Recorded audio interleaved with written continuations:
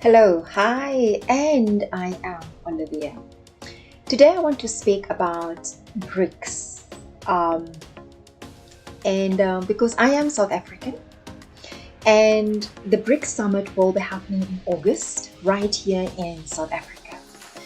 And watching the news and the different perspectives of the meaning of Brics and what it means to the dollar of America, there were so many theories that were thrown around, and a lot of them I did not agree with. And so today, in order to deal, I went back a bit into the history, because with everything there's context and there's history. That will depend on how you look at something. And what is happening right now with Brics, there is a shift, an economic and financial shift is taking place. How this will play out in future and how this will affect all of us, only time will tell. The difficulty about any decision that you make is that you don't know how it's going to turn out and what the outcome will be. But we all make decisions hoping for the best income, and especially in terms of economic and financial decisions. I would like to believe that we put thought before we take steps that affect others. So let me delve right in. In 2022, the 24th of February 2022, Russia over there invaded Ukraine. It caused a huge outcry in the world, and it divided many people. It was literally the West it was democracy against communism. It was sentiments changed, people took sides. It just became a whole politicized issue. But in essence, Russia invaded Ukraine. The backstory to that, it's more complex and it runs deeper than what I think any one of us would understand. So I'm not going to give an opinion about the Russian-Ukraine war, because it is a war. No matter how much you want to spin it, innocent people have died and they are dying. That is the reality. War is ugly, it's terrible, and in many cases, it's completely unnecessary. So in this case, I am not choosing anyone's side. What I do want to focus on is what happened when Russia invaded Ukraine. The next step that was taken after many threats was that Russia's assets or foreign reserves, it was frozen in Europe, UK, USA, and then as well as in other countries. On this chart, and remember, these numbers represent US dollars in billions. So Russia's assets, after China, Russia's biggest reserves, most of their reserves it's in gold, followed by China, and then by these countries who froze their assets because they did not agree with Russia invading Ukraine, attacking Ukraine. So the countries who held the assets, it's France, 71 billion US dollars. Japan, 58 US billion dollars. Germany, $55 billion. United States, $33 billion. United Kingdom as $26 billion, followed by Austria and, yes, Canada. So these are the countries combined. They have, I think it comes to roughly $250 billion that are being held in Russian foreign reserves. And what is interesting about this chart, when you look at United States has $38 billion in Russian assets. But yet, when you look at the commentary surrounding Russia, you would assume that most of Russia's foreign reserve is being held by the United States of America, where in actual fact, of all the countries that have frozen Russian foreign reserves, France has the biggest chunk at $71 billion. That is, let me see, 38 times 2. It's almost twice as much as America. So why is this important? And the question we need to ask is, why does Russia, do they have foreign reserves in US dollars in other countries? I want to take you back in history to understand where this comes from. Because currently, in the world that we are living in, because I also didn't understand why the hell must you take your own currency and put it in foreign reserve in US dollars in another country. And we have witnessed and observed throughout the years, especially here in Africa, of how many African leaders, East European leaders, how their assets were frozen in the West. And I was like, why do the people do that? But the reason for it just makes more economic sense according to the system that has been created, the financial system of the world.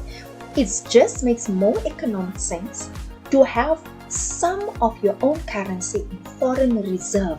Then it gives you more buying power, and it gives you more economic power, and it gives you more leverage to when you have to trade, because you don't just go there with your own currency, which when you compare to the dollar, it becomes absolutely useless. So that is the reason why many countries, if not all countries, or many have they have foreign reserves in dollars. I want to take you back to 1960. In September 1960, 5 countries signed an agreement. And the Organization of Petroleum Exporting Countries, OPEC, was founded in Baghdad, Iraq. They were the Islamic Republic of Iran, Iraq, Kuwait, Saudi Arabia, and Venezuela. 40% of the world's crude oil, I want you to stop right there. 40% of the world's crude oil comes from these 5 countries. To put it into context, 4 out of every 10%, if you have 10 barrels of oil, 4 barrels of those oil come from OPEC. The exports represent 60% of the total petroleum traded internationally. Let me repeat that. 60% of petroleum that is traded in the world, it comes from OPEC countries. That is more than half of the petroleum that is being used. Okay.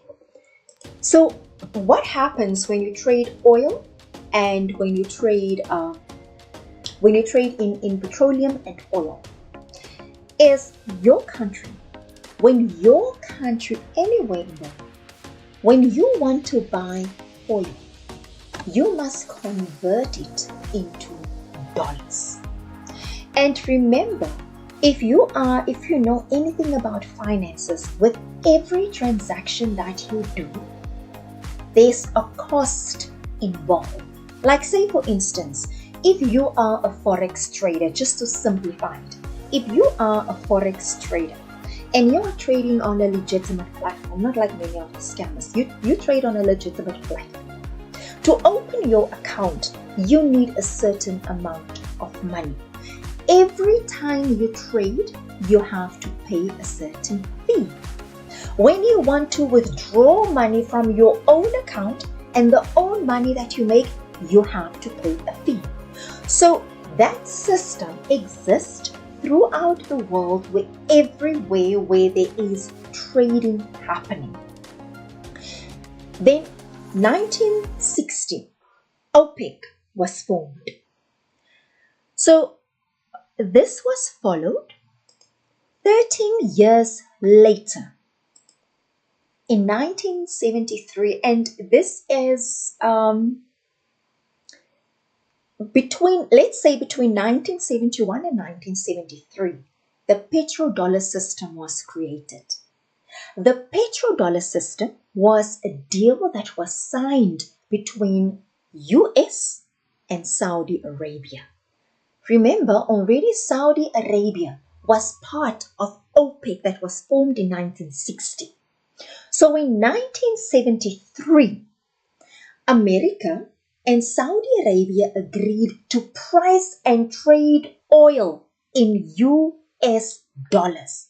That meant that any country that want to purchase oil from Saudi Arabia would have to pay in dollars. So the question is, why was this such an important deal, and why did Saudi Arabia agree to that? Remember, this was at the height, this was during the Cold War, when communism was seen as the enemy, when it was being portrayed as the big evil that will destroy the world, the same way that black people in South Africa and also America was being portrayed as the black ones who are coming to destroy the world. So America viewed communism. Remember the Cold War between US and the Soviet Union when Russia was still one? So America promised to Saudi Arabia. They said, give us, let's say, you are part of OPEC, and you produce 40% of the world's crude oil, and 60% of all the petroleum traded internationally comes from OPEC. So let's do this. Anyone who wants to buy crude oil or petroleum, they must pay in dollars. So then, remember, America are consumers. Americans are consumers. So they then got the deal, we get petrol, and in exchange for this trade that's happening, we will protect you against the Soviet Union. Right? So Saudi Arabia agreed to this, and through that deal, and I want to come back again, 40% of crude oil came from OPEC. America entered a deal where they say that if you want dollars, tell the rest of the world, Saudi Arabia, that if you want oil, you must pay in dollars. Right? So it doesn't matter where you live in the world, if you wanted oil from OPEC, you needed to pay with American dollars. There were many other countries who were not happy with this, but they did not have a voice to stand on. They did not have a leg to stand on. So, where does this fit in with what is happening right now? When I started, I said, we are witnessing a change in world order. There's a shift taking place on the economic front. America, the United States of America, has been the powerhouse for many years. I mean, I grew up with everything about America was portrayed in a good way. You wanted to go to America. We copied the American stars. It was our dream to make money in dollars. We even had a saying here in South Africa, like, you know, when someone loves money, we would say you could see the dollar signs in his eyes. So America represented prosperity. progress. It represented everything that looked good, wholesome, and healthy and wealthy. And the American dollar was the currency that there was even a saying in finances that if America sneezes, the whole world catches a cold. So what is happening now? With the war in Ukraine, when the assets of Russia was frozen, the foreign reserves, other countries then started asking the question like, hang on, if they can do that to Russia, who else can they do it with? And this is not the first time that assets have been frozen because America did not agree with a leader. That's why I say the world of politics, it's murky and it's dirty. And the power that politics have is while you and I, we are fighting about who's right and who's wrong in Ukraine. World leaders are benefiting. World leaders are stealing us blind. Some of them are stealing us blind.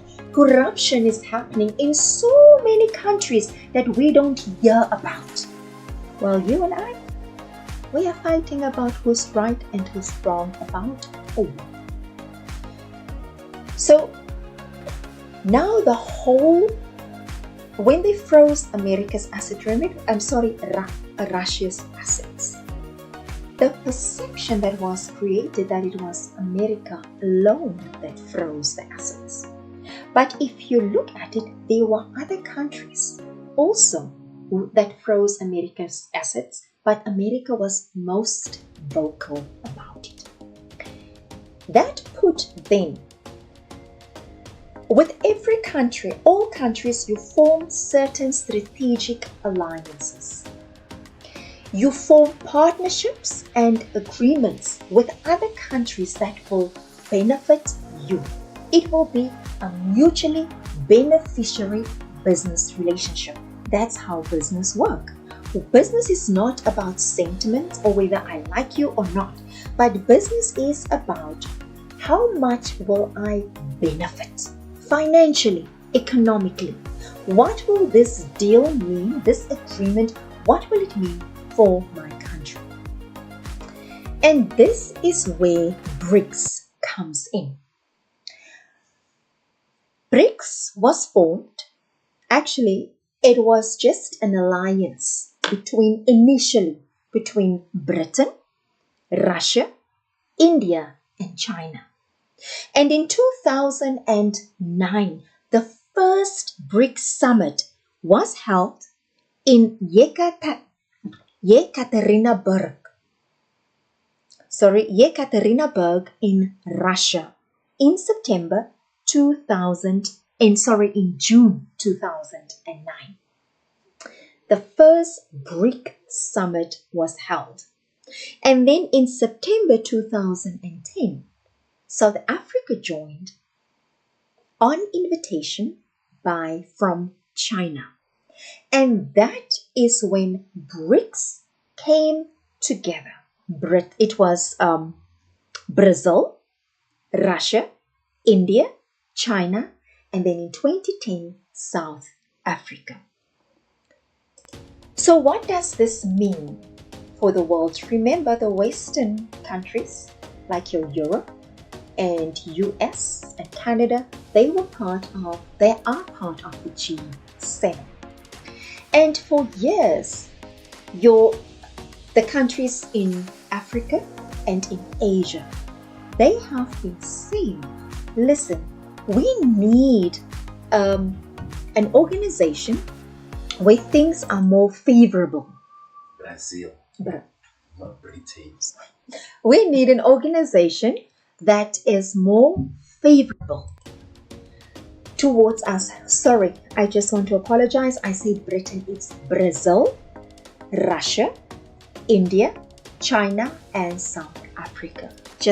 I'm so sorry for that mistake. So for years, the countries like in Africa, in Asia, and even in Russia itself, they have been saying we need more favorable terms when we enter into trade agreements. Having to trade in dollars, it's not serving our purpose, and it puts the power in a single country's hands. And look, the way the world is, within every 100 years or so, a superpower emerges. And for this last century, that superpower was the United States of America. So for a shift to happen, and especially a shift of this magnitude, it's not an overnight thing. So the shift is slowly happening with alliances that are being formed. And those alliances now, it's between Brazil, Russia, India, China, and South Africa. And now other countries are coming and they are saying, listen, we want to be part of this Brics, the Brics agreement. We want to be part of this alliance so we can come with new ways of trading, new ways of doing things, but also where we can meet on more favorable terms that are beneficial for both of us. Now, because the BRICS Summit will be happening here in South Africa in August. But now what is happening is that everyone is talking about the de-dollarization. And if you support BRICS, or if you support China or Russia, then you are against the US. You know what? We must really stop with this absolute nonsense. It's utter nonsense. This is not about hating or liking a country. This is about meeting on more favorable terms. This is meeting on where there's not a big brother dictating, this is what you do. If you don't do this, we froze your assets. If you don't behave, we invade your country. It's not about that. This is about countries who assessed, and now finally there is an alliance where they can talk. Look, I don't know what these agreements are, because at the end of the day, and this is another thing about when you listen to the narrative of Africans when they are speaking, it's like China is more humane. China treats us better. China is here to save us. It's not about China, dudes. It's not about China liking you. It's about China seeing an opportunity and using it. And you as Africans, you must come to the party and say, these are our terms and conditions. And stop going to big meetings alone. You need support. You need a whole delegation when you go and enter into any business agreement. But now the narrative is, it's like, oh, the de-dollarization is happening. You can't associate with people who don't have the same values. Brah. Business has nothing to do with values. It's a sad and real fact. If business was about values and morals, in the 1960s, France would not have been killing African leaders, because almost every year in the 1960s, an African president was killed by France. Let's look at if this is about values and morals. Why are we quiet about Yemen? Why are we quiet about Syria? What is happening now in Sudan? So business has nothing to do with values and morals. It's about where we can make the biggest buck and what would be most favorable for us and who can we bribe. And this is another thing that I find, how naive we are about business. Remember, it's a mutual beneficial agreement. If I want oil in your country, which has happened in Africa, for ages or any resources. And I come to you and you can connect me or introduce me to the right people so that your agreement or your deals can be fast-tracked. And you say to me, listen, I can give you so many millions just to introduce me. There are people who are making money by being the middleman. That's just how business works. But the problem in Africa is many of the crooks, the scumbags, the lowlifes, the greedy leaders, many of them, or those who aspire to be leaders, they like to take money and sell our countries with that money. It's not, and then on top of it, they enrich themselves. That's the sickness we have right now. You know, you have access to so much money and so much resources, and you choose to buy expensive cars and buy mansions here in Europe and across the world. And you have the power to uplift your people. You have the power to build schools, hospitals, decent houses, to maintain the infrastructure. But you choose to buy designer clothes, buy expensive cars, and live a flashy life. That's pathetic. But to come back to the Brics alliance, because it is an alliance, of what happened to Russia.